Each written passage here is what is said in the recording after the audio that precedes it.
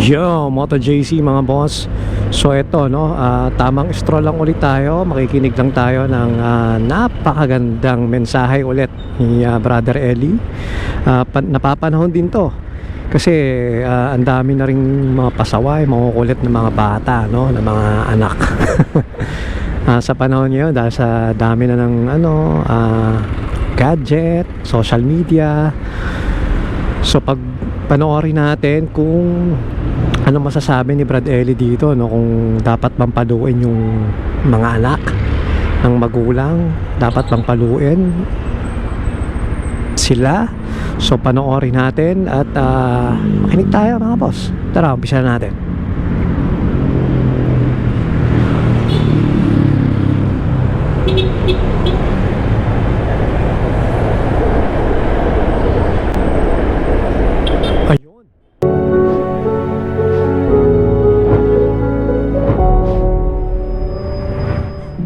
Pagpalagay mo, may magulang malupit sa anak.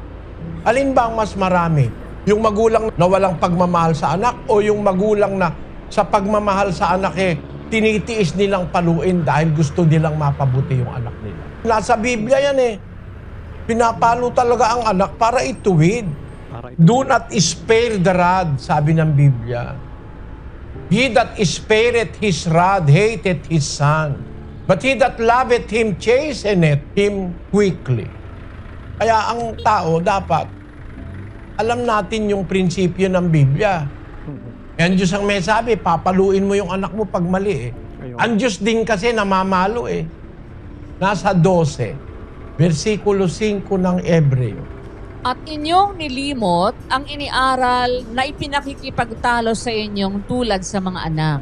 Anak ko, huwag mong waling bahala ang parusa ng Panginoon o manglupaypay man kung ikaw ay pinagwiwikaan niya. Sapagkat pinarurusahan ng Panginoon ang kanyang iniibig at hinahampas ang bawat tinatanggap na anak.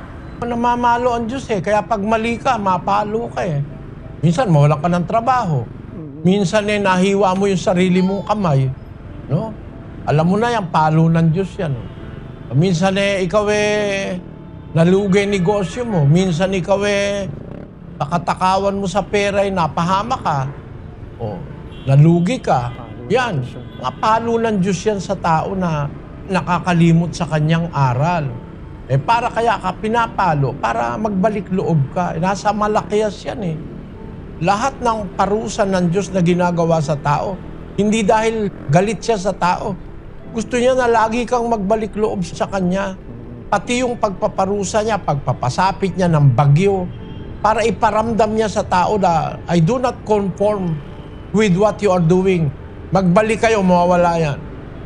Kaya yung mga salot-salot na yan, sinasabi ko, mawala yan kung ang buong mundo lang ang magsisisi at kikilala sa Diyos Mapipigilan yan Yan ang dapat ninyo maintindihan.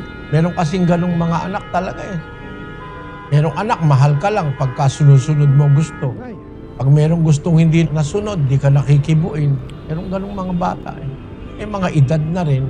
Merong ganon. Pero sana wag namang ganon.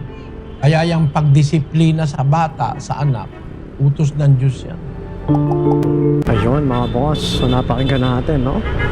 So, di naman pala masamang paluin Ang Diyos kasi namamalo rin no? Yung palo na para ituwid mo yung mga bata, yung mga anak natin, no? Hindi yung palo na sobra-sobra talaga na parang gusto mo lang patay. Palo na makataruhan.